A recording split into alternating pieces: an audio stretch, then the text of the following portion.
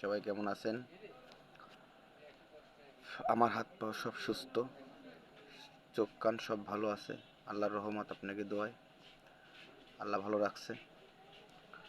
তো ভাই, ৭১-এর যুদ্ধের সময় দেখিনি, শুনেছি, কারণ দেখার সৌভাগ্য হয়নি। অনেক লোক ৭১-এর যুদ্ধে মারা গেছেন বা হাত পা নেই, গুলিবিদ্ধ হয়েছেন।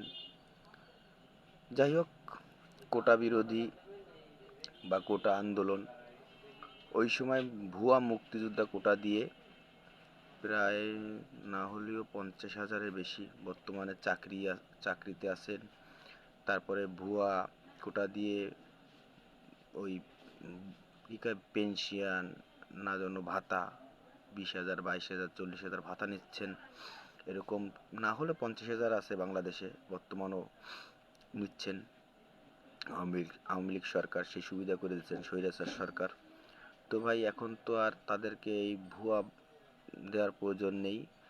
তাদেরকে বাছাই করে বাদ দিয়ে বর্তমান এই জমানায়, এই সময় ২০২৪-এ যারা যুদ্ধ করেছেন, অনেকের হাত পাও নেই, চোখ কান নেই, অনেকের গুলি খেয়ে পুলিশের পা নেই, হাত নেই, চোখ নেই, কান নেই, অনেকে মারা গেছেন।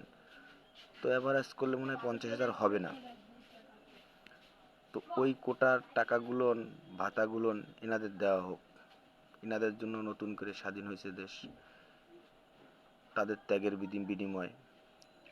যেইভাবে হোক না কেন, স্বৈরাচারের শাসন আমলে যাই হয়েছে, এখন তারা তো ২৪-এ স্বাধীন করেছে দেশ। সবার কাছে রিকোয়েস্ট, বাংলাদেশের সব জনগণের কাছে রিকোয়েস্ট, বা যারা উপর কর্মকর্তা আছেন সবার কাছে রিকোয়েস্ট, ওই ভাতাগুলোন, ভুয়া মুক্তিযোদ্ধার কোটার ভাতাগুলোন এদের দেওয়া হোক, যেন এদের ফ্যামিলি ভালোভাবে চলতে পারে, এরা যেন খেয়ে পরে বাঁচতে পারে। ডক্টর ইউনূস সাহেবের বলার উদ্দেশ্য, সবাইকে বলার উদ্দেশ্য এটা, যেন এই ছেলেপিলেরা বা যারা এই হাত পাও, চোখ কান বা যারা মারা গেছেন, অ্যাভারেজ ৫০,০০০ হবে না, তো ৫০,০০০-এর বেশি আছে ভুয়া মুক্তিযোদ্ধার কোটা, যারা চাকরি করতেছে, ফাও সরকারি টাকা, জনগণের টাকা লুটে পেটে খাচ্ছে। এদের থেকে এই টাকাগুলো নিয়ে এই এই ২৪-এ যারা লিগেলভাবে যুদ্ধ করে মারা গেছেন তাদেরকে প্রদান করা হোক। ভালো থাকবেন সবাই।